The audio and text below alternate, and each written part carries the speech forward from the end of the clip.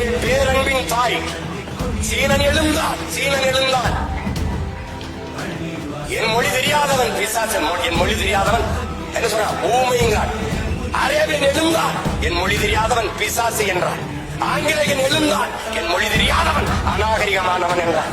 அதே நேரம் தமிழ் பெரும்பாட்டன் கணியன் பூங்குன்றன் எழுந்தான், யாதும் ஊரே யாவரும் கேளீர் என்றான். முன்னந்தோன்றிய நிலத்தில் முகிழ்த்தவர், மூத்த தமிழ் மொழி குணர்வில் மூத்தவர், கண்ணன் பாண்டியன் குமரி குடிமையர், திசையெல்லாம் பரந்துலகை அளந்தவர், இன்னரும் இயலிசை நாடகம் யாத்தவர், இந்திய நாவலன் தேயத்தி இறைமையர், என்ன வியப்படா இவர்கள் தமிழர்கள்.